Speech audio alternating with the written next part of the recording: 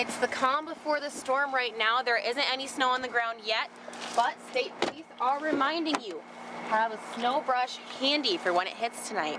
Well, traffic is looking much better now that that UPS accident has finally cleared up. But to keep up to date on all traffic and weather conditions, make sure to download our My NBC5 app on your mobile device. The minivan dropped the man off here before police say he got inside, threatened the cashier, and made off with the money.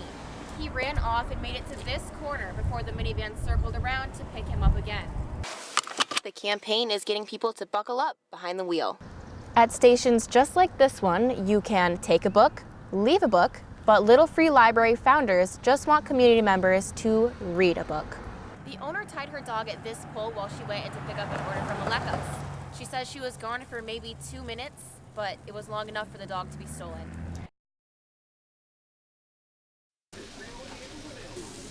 Gus's is famous for a few things: the Michigan dogs, the fried perch, and Carl the cook. Carl is the cook. He's been here for 37 years.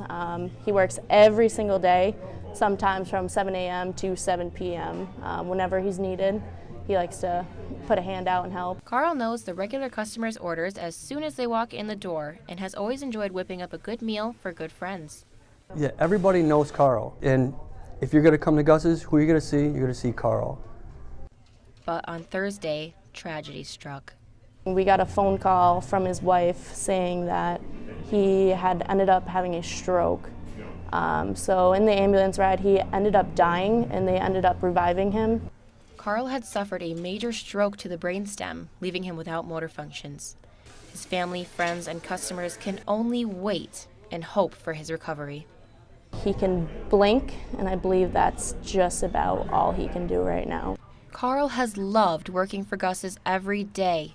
While he's recovering, things just aren't the same. This is what he loved to do. This is his favorite place in the world. He just loved to see people and interact and cook meals for people. Carl is currently at UVM, surrounded by loved ones. But for everyone asking, where's Carl, the Provost family assures, he's fighting for his life, and he's thinking of, this place and everybody. Gus's is arranging a spaghetti dinner fundraiser to offset medical expenses, and a GoFundMe has been made for community members interested in helping. While you chip away at your spring cleaning, do something good for the soul. The Plattsburgh United Methodist Church is hosting a shoe drive with big goals in mind.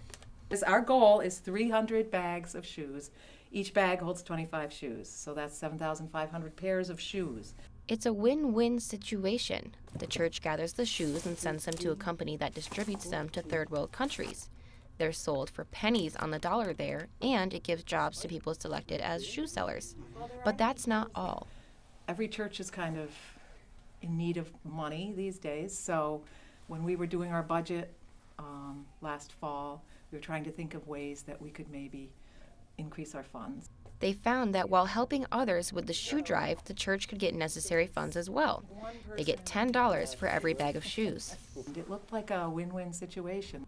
The drive has only been going on 3.5 weeks, and they've already got more than 1,000 pairs of shoes. Worn shoes, new shoes, anything that's still wearable.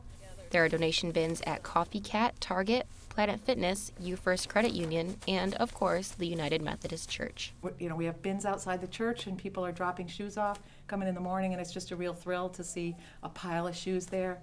So not only can you clean out your closet, you'll be helping locally and abroad as well. 25. There's another bag, Gina. Police in St. Albans are searching for a man they say tried kidnapping a teen girl. And spring has arrived, and that means it's time for gardening. But global warming has posed a threat.